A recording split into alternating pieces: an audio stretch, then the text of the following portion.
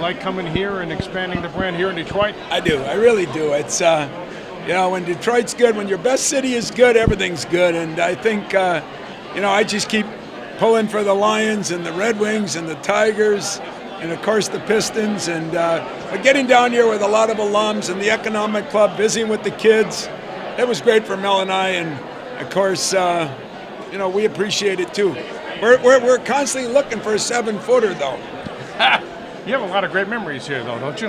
Yeah, Detroit has been good to me. Not only the players we've gotten, but, some of the games we played down here, even with Oakland, and, of course, the NCAA tournament that led us to a Final Four up at the Palace was one of the more memorable weekends of my career.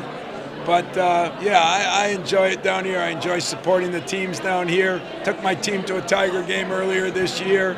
Saw Maggie get 97, 98. That was a pretty good in your favorite sport. But, I love Detroit. Tom, a lot of talk about the NIL and football and all that like today. How much more of a challenge has it been this particular offseason, kind of blending all guys, that stuff in? everybody makes a big deal about it, including me, because it's new and it's different, and it's the guardrails is the big thing. I'm all for the kids getting whatever they can get. The transfer thing is, I just think anytime you can, they don't even have to tell us when they're putting their names in. I think there should be some guardrails. That's the big thing. But other than that, it's been challenging, as Mel said, that you got to be so in tune with your players and their families and the other people that are involved in them.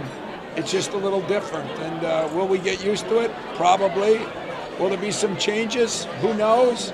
But it is what it is, and it's kind of the same for everybody, so we'll adjust. Has it been a factor for you in terms of the roster this offseason? I know there hasn't been much, but this is kind of where we're at right now. Yeah, as far as for me, everybody wants to know, why don't you go into the portal and get more players? But we're to the point now where people aren't as crazy about competing. There seem to be a lot more college basketball teams that aren't going with full rosters because you get a new guy and someone wants to leave, and so that's a little more delicate than people would think, especially in my sport. But we'll see what happens. That's the way it's going to be, as I said, and I say this from the bottom of my heart. Just make sure it doesn't affect the kids, because I think it's gonna. And I think we're already seeing it where people aren't recruiting as many high school kids. So that means those kids don't get an opportunity. And I feel bad in cities like Detroit. There's a lot of kids deserve opportunities that might not get them because we're going to the portal or we're not signing as many kids, which a lot of schools are doing. When Mel talks about making sure the voices inside your building are louder than the ones outside, is that tougher than ever now? Well, it's tougher because we only get 20 hours inside our building. We only get so many hours that we can actually spend with the kids, and everybody else can spend as many hours as they want with them. So it's tougher. You just got to be more efficient, and relationships, I think, are even more important. And that's the one thing I've hammered my assistants the last year, is we've got to be in tune every single day with these guys, with their families, with their girlfriends, with all the people that are involved. And it takes more work. It takes more time. Does it take away from basketball? I just want to make sure it doesn't take them away from basketball.